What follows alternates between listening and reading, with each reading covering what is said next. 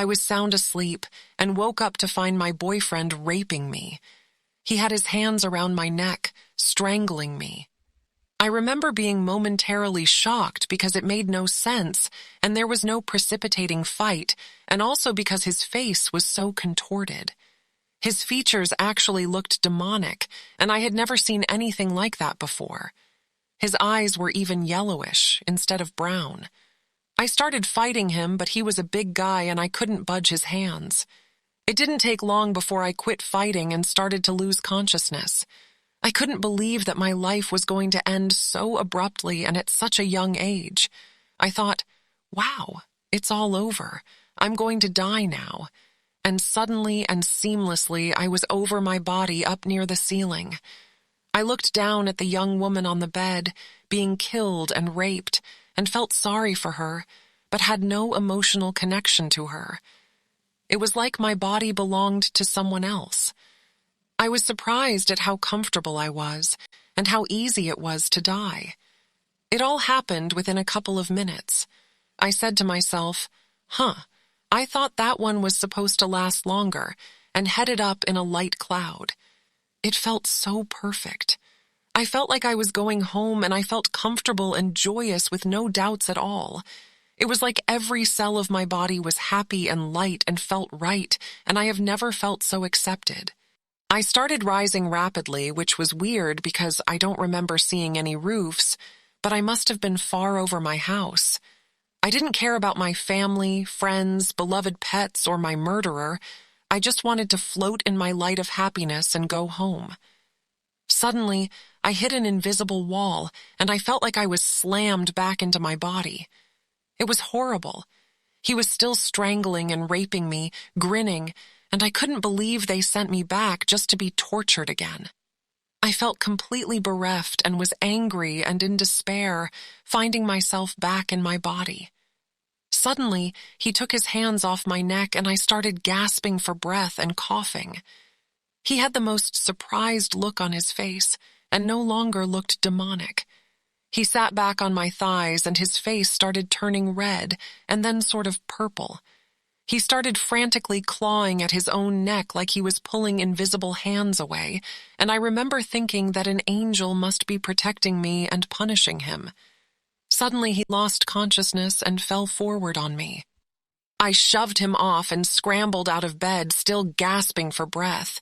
When I shoved him, he fell off the bed onto the carpet and he made a big thump. My first thought was, "Good, you evil SOB, I am glad God made you die." But then I got really scared.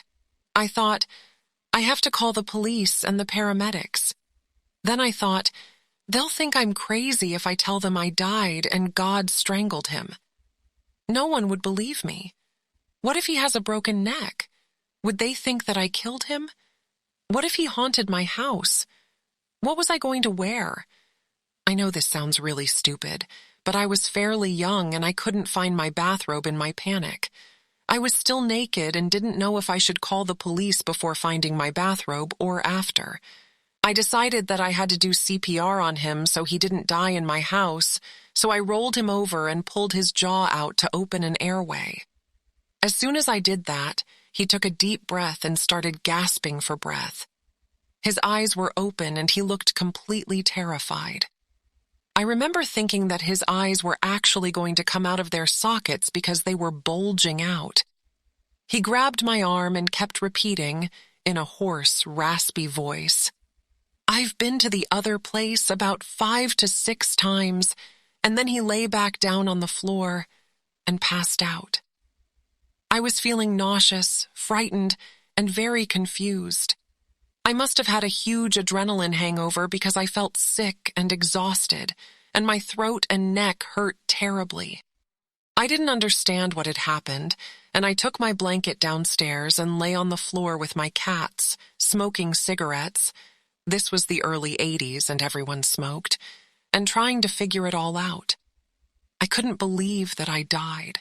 Had to return, had been saved by divine intervention, my boyfriend had obviously been to hell, and then he just fell asleep naked on the floor.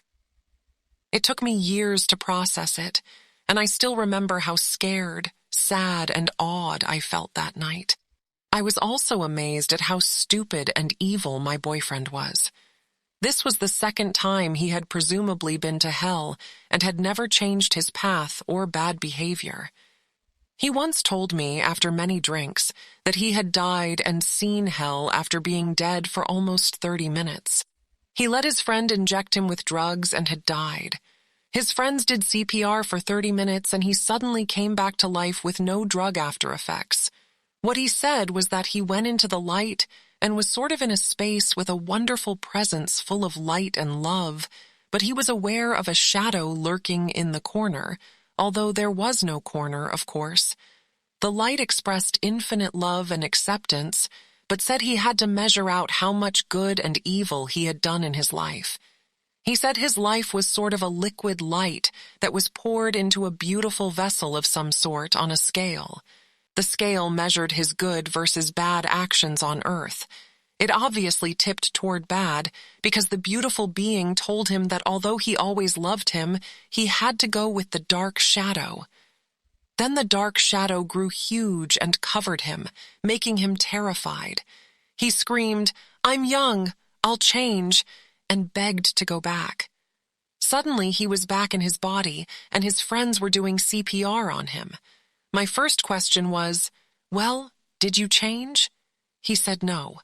And that's when I knew I had to get rid of him. Of course, I never dreamed he would lay hands on me, let alone try to kill me. The next day, I had bruises all over my neck and had a hoarse voice for days. My boyfriend had no recollection of anything that happened and was shocked to see my neck. I did not tell him what had happened, but left him soon afterward. This is not the first time that my life has been saved by divine beings. I have been warned when I was very ill to seek medical attention, and once a shining being stood at the cliff edge and stopped the out-of-control car I was in from going over the side into a lake. This was Emily, narrating for Heaven is Real. Thank you for watching.